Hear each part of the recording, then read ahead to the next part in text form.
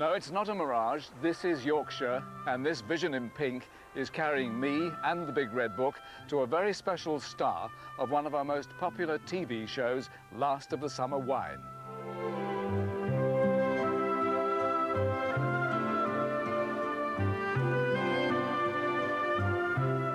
Like the series being filmed here, we're talking about a British institution.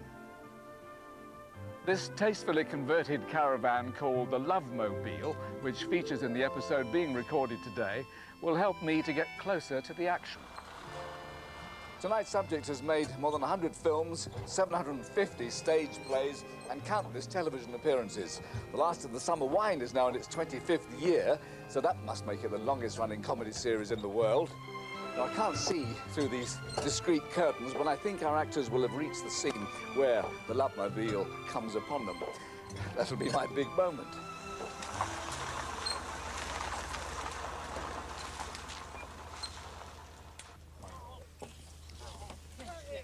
Whoa! Gosh, it gets very lonely in that Lovemobile, doesn't it? I must say. Hello, folks, and lovely, famous faces. Good morning. Haven't got much of the summer sunshine, but I've got a little glass of summer wine that I intend to hand out to somebody because I've come all this way to say good morning, everybody. Dame Thora heard today, this is your life. No, is it really? Is it yes, it really is.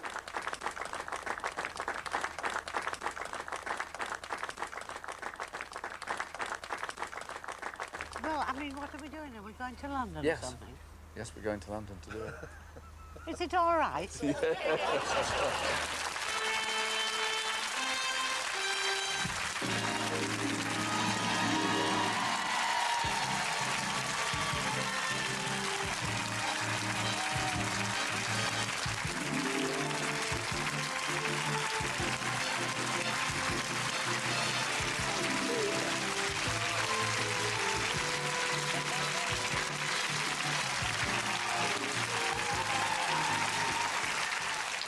There's only one pity I didn't get to ride with you in the Lovemobile. No, you didn't. Another time. All right. Well, here ahead of us, a loving deputation of friends from all corners of your busy life as performer, charity worker and mum. Led, of course, by your daughter, Janet Scott, and her husband, William Rademacher's foreign correspondent for Time magazine. Janet was, as you were yourself, a child star. In your glittering career, you've been loved by your fans, admired by your peers, and honoured by your queen. Not bad for the little girl who used to scrub the family home's front step.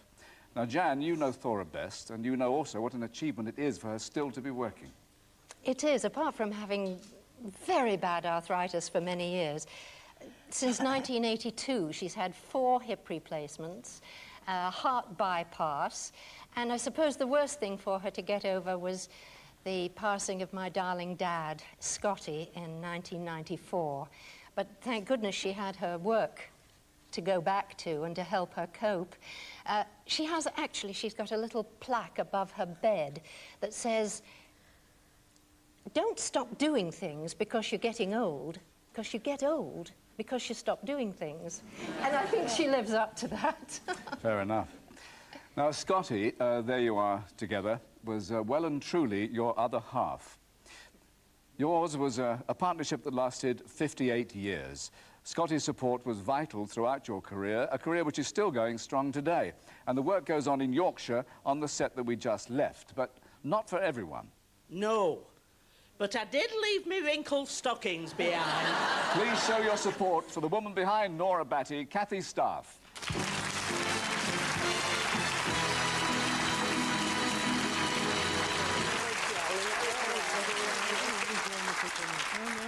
Yes. Kathy, you two share a caravan, not the Lovemobile, of course. Oh, we do. 3 of us, actually. Yeah. Jane Freeman, Thora and myself. And it's the smallest caravan you can imagine, and it's got the smallest toilet. And I can't get in the toilet with my padding on.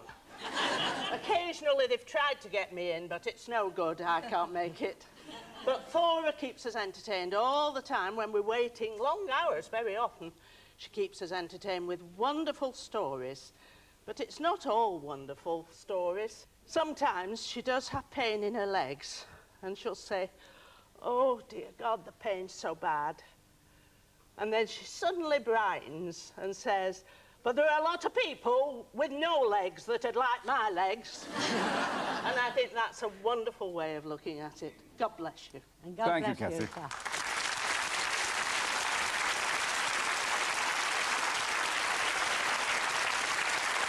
I must say, Michael, she's very good for me because she bosses me. Now, I'm the oldest of the lot in the morning, and I say, I'll just go to the chuck wagon and get a coffee. You'll sit there, she says. Oh, and she frightens me to death. I hope that Kathy's journey here was smoother than you usually provide.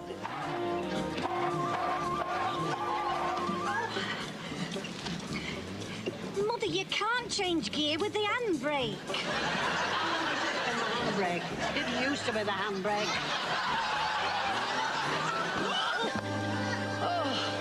You see, it's your father. He will keep changing things.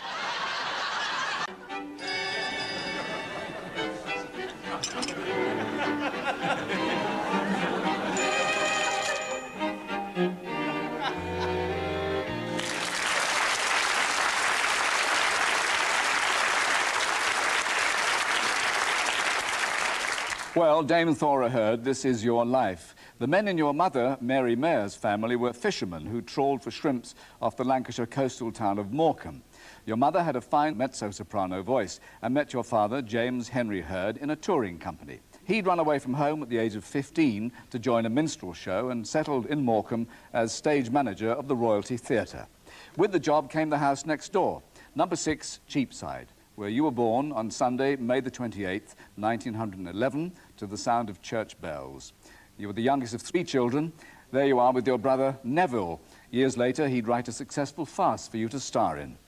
But your stage debut came at the Royalty next door when you were only 8 weeks old. How did that come about? Well, my mother was playing in a play, and my mother had been done wrong by the squire's son, and it needed a baby, and my father was well ahead of his time in the theatre, so he wouldn't have a bundle of rags wrapped in a shawl, you see. And he said, take her on. And I went. I slept all through it, but apparently I was very good. So the audience didn't sleep, it was just you, right. Early debuts seemed to run in the family, although Jan was a mature 2-year-old when in 1942 you both appeared in the wartime propaganda film Went the Day Well, about an imagined German invasion. Here you are on the left, Thora. Don't know when they're more unpleasant, when they're dead or when they're guzzling our ration. And drop them down here, we'll take them upstairs later. Janet. Oh, don't wake her, Mrs. Bates. She's only just got to sleep. What's happened? It's all right. Help's coming. Oh. And there's Jan, pondering her lines. You were naturally your daughter's biggest fan as she grew into one of our loveliest leading ladies. Here she is in a screen test for the 1964 film The Beauty Jungle. And Jan, there's now a 4th generation following the family tradition.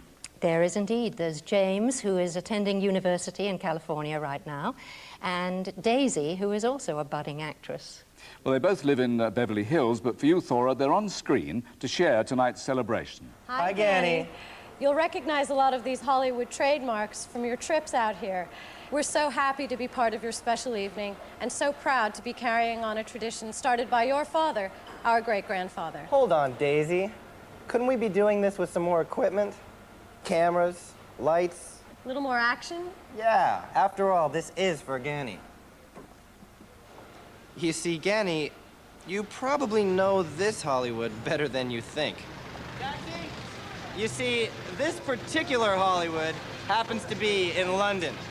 And we just had to be here for your special night. From Los Angeles via Piccadilly, your grandchildren Daisy and James.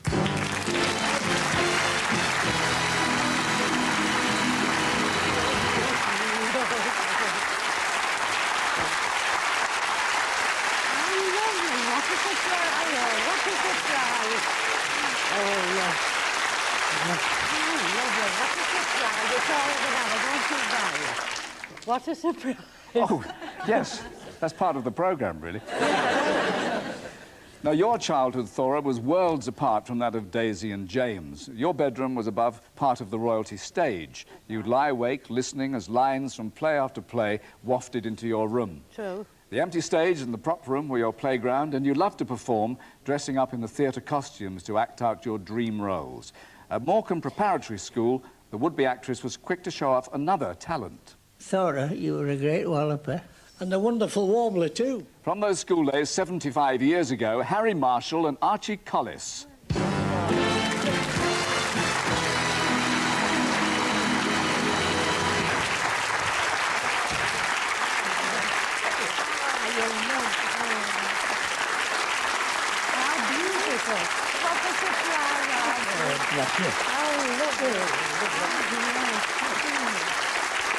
I don't know whether you've got this in the book. We once said to Harry, can I tell him? We once said to Harry, his parents were in Huddersfield, where we work now, and we said, come and have some supper, Harry. And he stayed 10 months. Didn't you remember? How lovely to see you. Well, he's come to say thanks for that. Also, Harry, what is a walloper? What's a walloper? Tap dancer. Tap dancer. Tap dancing, that was your time. But at the school dancing class, Harry asked me for Lancers, which was the supper dance, you know, when we were kids. And one year he asked Ada Lob, 6 letters, A-D-A-L-O-B. And I'm waiting with the white gloves on, you know, at age about, for him to, and he asked it, you rotten egg. Well, it's lovely to see. Archie, she was a warbler as well. Oh, we were comics together. Very good warbler, bless her. When are you coming to start Morecambe again? Well, it's half dead now. I know. Dad said if I kissed you, would I take a bite out of you and take them all a bit back? Oh, with a Well, that wasn't in the book, but you enjoyed it. Thank you very much.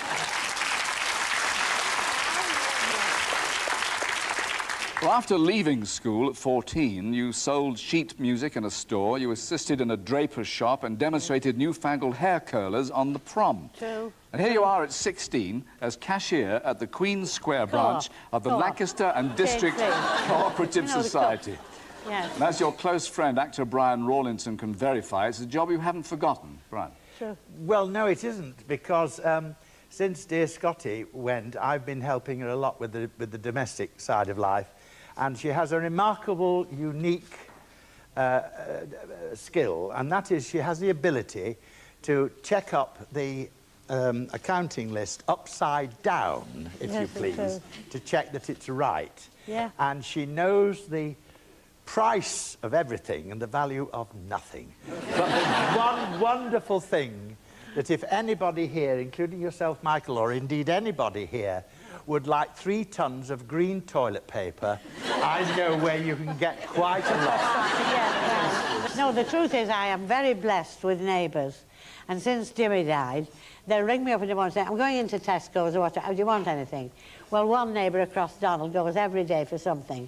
And I don't like wasting his shopping time unless I buy something. And I do say, do forgive me, I'll say, bring me a dozen toilet rolls with it. And he says, yes. 6 kitchen rolls, 2 boxes of tissues, and now I've got a cupboard full of toilet. Well, you'll never go short, will you? No, no.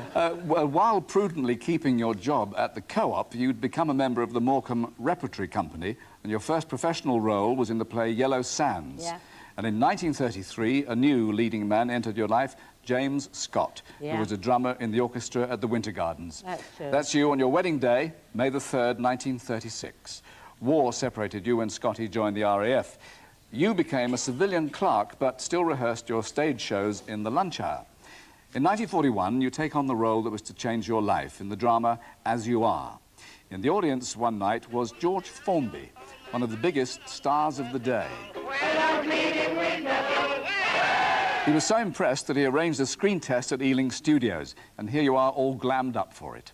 Your big screen debut comes opposite another of the country's most popular funny men, Will Hay, in The Black Sheep of Whitehall.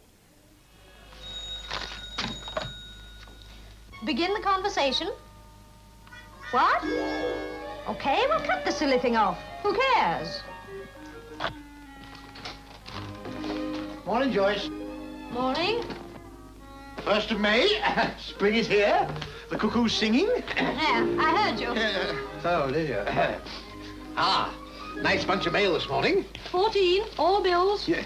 Bills? Listen, don't bother me with routine matters like bills. I pay you to attend to those. Yeah, you mean you owe me? Yeah. I say, what are these doing here?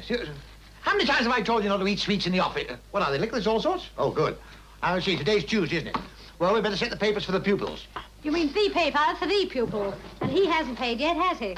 No, but he signed the agreement, hasn't he? Well, go and get your book. Let me see now, Mr. Jessup. Oh, yes, lesson 2. Go to the library and get our standard work on mathematics, will you? Volume 2, advanced, our latest edition. Come on, don't be all day. That was your entire performance? It was a very small part, but very important, because I got a contract at Ealing Studios, £10 a week if I didn't work, £10 a day if I did, which meant they always put you in something so you earned the 10 quid. Quite. You understand? And I didn't stop from then. Those were the days. Well, a young film fan who watched that performance at the Royal Cinema Mexborough later found fame himself and became your friend. And eventually, Thora, we do actually get to appear together. The boy from the stalls is Keith Barron. Barron.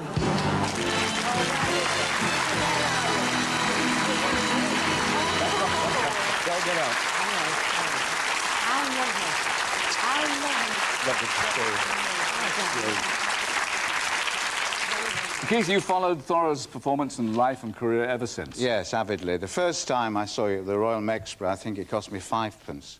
Oh, it's about what I was worth, I should think. Don't say that. Then I saw you in a play at Sheffield Lyceum, Come Rain, Come Shine, and you cooked a 3-course meal on stage, I think, with Nora Nicholson. That's right. I totally fell in love with you then. Thora, you've worked with Marlon Brando, you've worked with Laurence Olivier, and you've met Charlie Chaplin, and now we eventually get to work together. Yes. A few years ago, a mutual friend of ours, Colin Hopkins, introduced us to each other. You came to dinner with Scotty. Mary and I were very apprehensive because you were a very famous lady. I opened the door and you walked in 2 steps and it was as if we'd known each other Forever. for 40 years. That's true, true. Thora, very good friends. You're just sensational. Oh. And we love you. Thank you, Keith.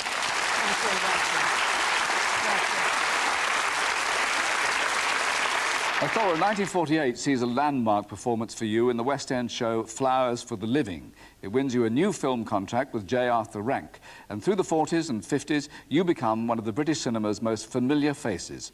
Character parts are your speciality, cleaners and strong-minded mums in particular. In 1962, you're cast in the critically acclaimed A Kind of Loving. It was the first film and a nervous time for someone who went on to become one of our most honoured film directors, John Schlesinger.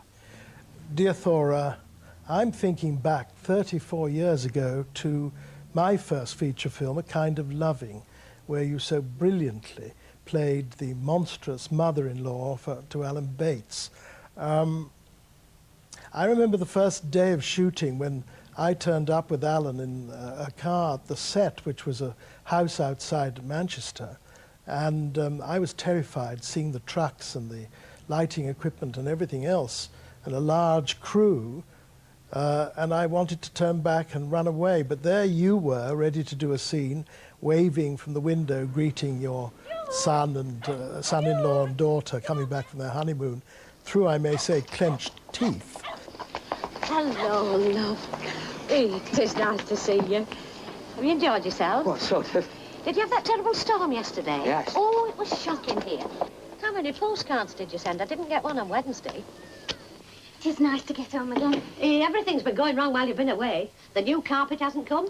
They promised me faithfully it would be down and fitted by the time you came back, and now they're saying it'll be another fortnight. Never mind. Oh, and the television's gone wrong? Well, I'm saying it's gone wrong. The BBC's all right, but there's a shadow on the commercial. Oh, Vic will look at it, won't you, Vic? Yes, I'll have a look at it. Oh, well, I shouldn't touch it if I were you, because it's still under guarantee. You were wonderful, and not only were you wonderful in the film, but you were tremendously encouraging to me, because I was very uncertain and new to the game, and you kept saying it's all going to be all right, love, and I kept looking to you for reassurance throughout the movie. I remember, too, the scene in which you greet a very drunken Alan Bates coming back towards the end of the film after a night on the town. Don't know how you could come into the house in that condition. There's no decency in you. I had enough decency to marry her. Yes, after you'd seduced her. Do you think I had to tie her down? If it hadn't have been me, it'd have been somebody else. How dare you? How dare you say such filthy, disgusting things? You filthy upstart. You're coming to the house drunk, filthy drunk. You're filthy. You talk filth, you are a filth. You're filth. You filthy pig. You filthy, disgusting pig. It's a memorable scene which I will never forget, and nor will I ever forget working with you, which was a great experience. You were terrific. I congratulate you on everything you've done since, and thank you too, and have a wonderful evening. Thank you, John.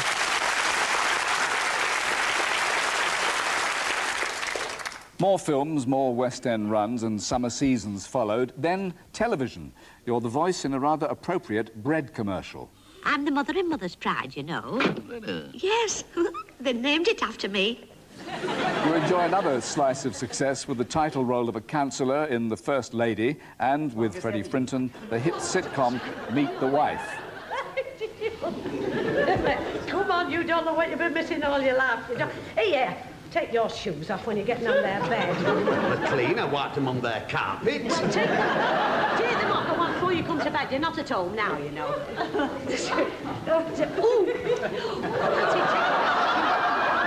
Well, you told me to. The hours I spent mending your socks. You would have to wear that pair today, wouldn't you, just when you're going to expose your feet in public? Well, it's not my fault. Must have worked its way through. Well, come on, hurry up and try this bed before that man comes back and sees you half naked.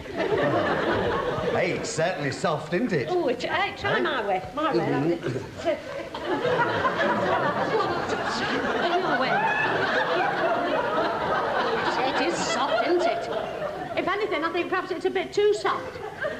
Do you know, Freddie, you're making that bed sag. Isn't it funny, love? Every time you lay on the bed, you make it sag. There were more laughs with the unlikely settings of the Salvation Army and a funeral parlour. Oh, I realise that from the outside, it gives the impression that it's nothing more than a nice little hostelry where the weary traveller can refresh himself with a jar of ale and a bag of pork scratchings. But inside, Sodom and Gomorrah. From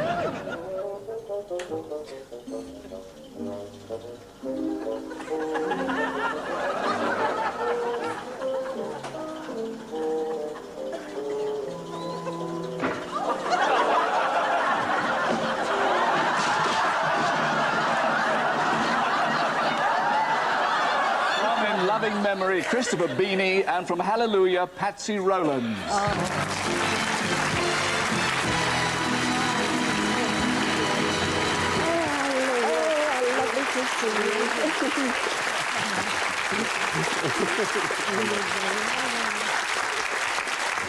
Patsy, you've been given the night off to join us. Yes, I'm in Oliver, yes. Do you remember when you said to me, would you take me up to the Dales? Do you remember in my little banger? Yeah. Anyway, and we got up there, and you looked in this shop, and you said, oh, there's lovely ashtrays and things. Everything said Haworth, plates, everything. And I said, yeah, lovely. And suddenly we looked in that window, and there were all these people around you, and not one, they all wanted your autograph. And you said, go in there, Patsy. You grabbed mine and said, go in there, get the ashtray, and I'll see you later. I said, OK. And there were hundreds of ashtrays saying Haworth, but I got you the right one in the end. Chris, you remember a time when the crowds didn't turn up.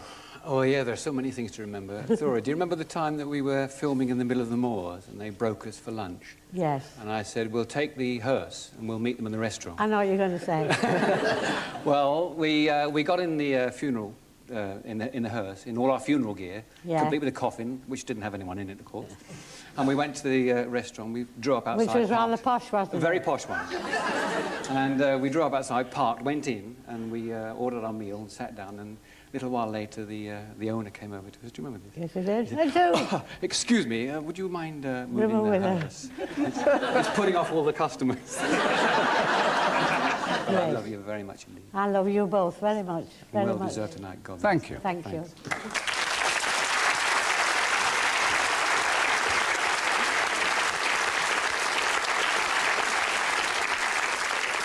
Your work as a performer has always been bolstered by your religious faith, and you were pleased to be asked to introduce a programme of viewers' favourite hymns, Praise Be.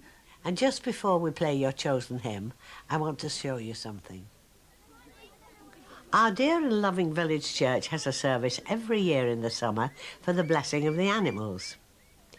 You can forget the opening of Parliament, Crufts and the Olympic Games. This is the social event of the year as far as we're concerned. I'm sure Noah's Ark has nothing compared with our presentation on Animal Sunday.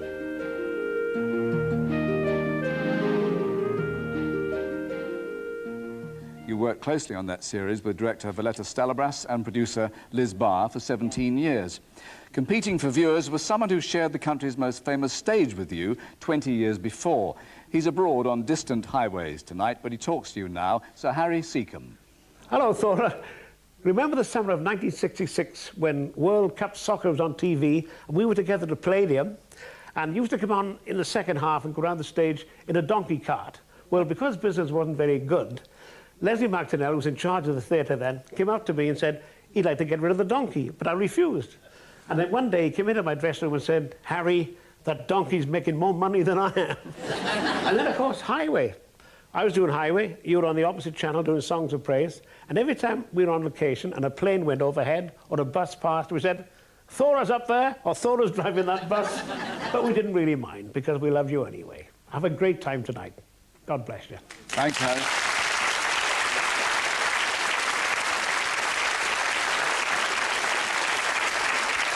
Did he really think you were spying on him? Is that what he meant? If it rained, he said that Thora's done that. But I was at the Palladium, when we won the football match, 66. Oh, yes. With him. And being on the stage with that one's not funny, I thought. Not funny. Yes, well, it is funny. To us. Well, Praise Be brings you thousands of letters a week, but it's while you're working on the TV family saga Flesh and Blood in 1980 that you receive one of your most interesting pieces of correspondence. The Colonel requests your pleasure for a military two-step. He played your grandson in Flesh and Blood, now star of Outside Edge, Michael Jaston. I'll shoot him.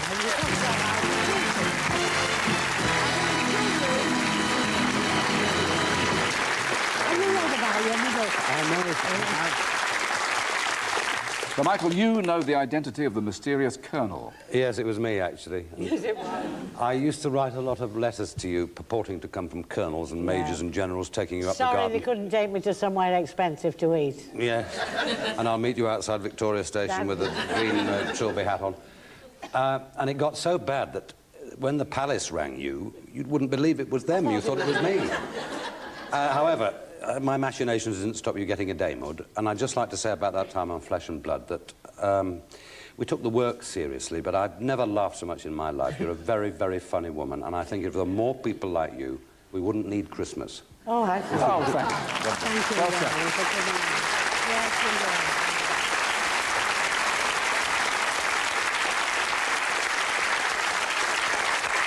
It's quite right, Michael, because when the Queen invited me to lunch, excuse me, I thought it was him on the phone. And Jimmy said, who is it? I said, it's Michael.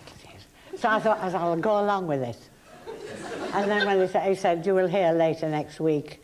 And Jimmy said, who was it? I said, Michael Jason, silly thing. And the following week, the thing came from the Queen. And it was the Queen. She rang you personally, that's... No, she didn't. All right. Well, there are plenty more honours for the girl who left school at 14 with no qualifications.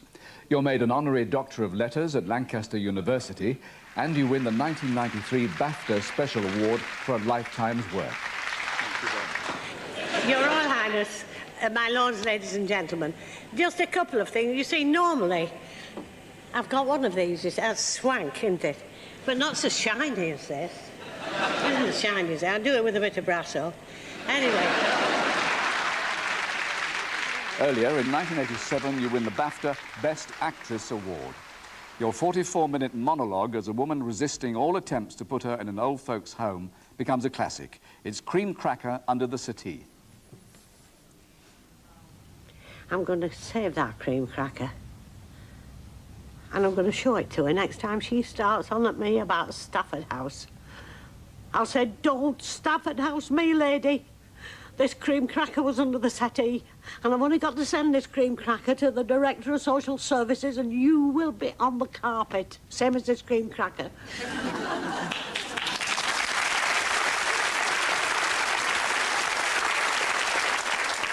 More recently, you gave another of your riveting performances in the TV film Pat and Margaret. You played a mum who, of course, disapproves of her son's girlfriend. To be fair... I'm talking, thank you. Because Jim's illiterate, we make no bones over it. You see, there was no dyslexia in those days. You sat at the back with Raffia. A sex life? You've had a sex life? Where have you had it? On your bed. Not on the eiderdown. Playing your browbeaten son was Duncan Preston. Just pretending I can read, that's all. Hello, Thora. Do you remember in Blackburn? 4:30 in the morning it was, and we were doing this scene. And all of a sudden, everybody went blank apart from you, because we'd had the rewrites and you hadn't. And Gavin said, well, we'll have to do it as it was. But you said, no, give us it here. And you took the script away in a corner, and you were mumbling away to yourself in that corner for about 5 minutes. And you came back, and you did it in one take with all that truth and comedy that you give to everything. Thora, you're a great lady. Have a good night. You're the best screen mum I've ever had. And I promise I'll never do it on the eiderdown again.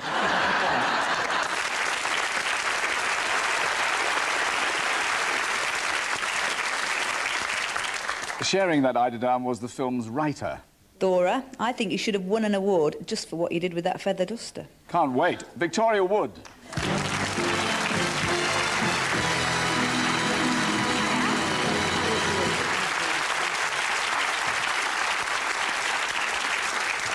Victoria, remind us what she did.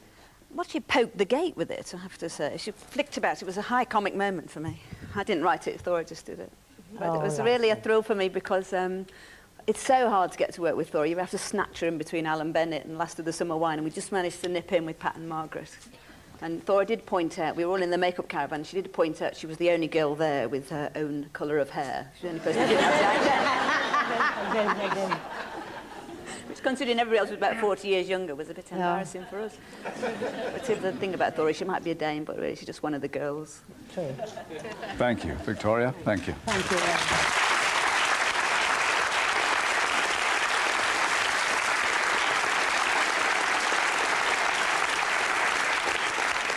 You continue to touch viewers' hearts with your on-screen performances, but away from the cameras, you show true character when in 1994, after 58 years together, your beloved Scotty suffered a fatal stroke. You were determined to carry on, supported by your family and close friends, including Bill and Joan Price and Cynthia and John Tudor. John, Thora showed similar spirit last year. Yeah, Thora was in hospital several times, but the last time she had this hip operation and it was extremely difficult for her, and she wondered if it was ever going to work out right. And Cynthia and I went to hospital, as we did often, and I said to Thora, it's my turn to say prayers. She said, no, I'm going to say the prayers this time. And her prayer was unforgettable. She said, Lord, let me live that I can do some little things for people. Thank the Lord she's recovered so well, and she does lots of bigger things for so many people. We do admire you very much, Dame Thora. I love you. Thank you. Thank you.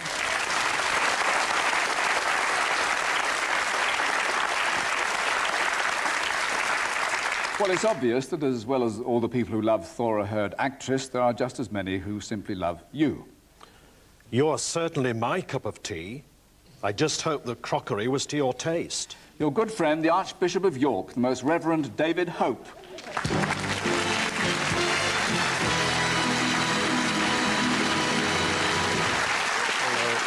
How are you? Lovely to see you. And thank you for coming. This was a stirring story, I gather. Well, of a sort, yes. Thora had come for tea with me at London House, I remember. That's right. And during the course of the tea, I had to slip out for a moment or two. Which you brewed? Yeah, I did, indeed. Yorkshire tea. Yeah. And as I slipped out, I had reason just to turn round, glance back, and I saw Thora turning up the crockery. The cups and the saucers. Well, I know she's mad about pots, but it's a very northern kind of custom, this, but obviously, just to make sure it was the genuine article, just like Thora. Archbishop, thank you very much. Thank you.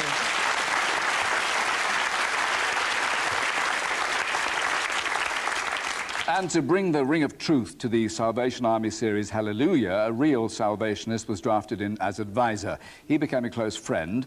He's since been promoted and now serves in Russia. You've stayed in touch by letter. Yeah. But tonight you can forget about the stamp, because I'm here to say Bolshoi Spasiba, Thora. To translate, from Moscow, Major Rob Garrod.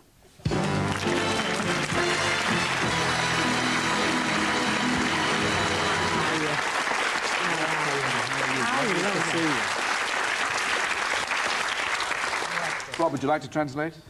Bolshoi Spasiba. It's Russian and it means a very big thank you, Thora, for all the support that you've given, all the effort that you've made, not only on behalf of the Salvation Army, but all those other good causes that you've taken on. Now, I know that includes the Star and Garter Home for former servicemen, yes. Help the Aged, the Stroke Association, and many, many others.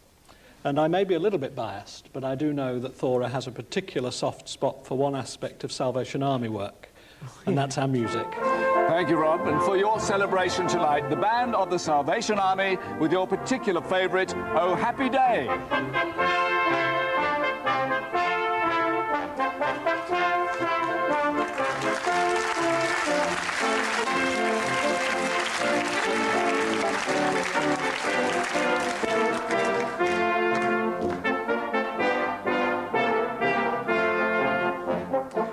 Dame Thora Hurd, this is your life.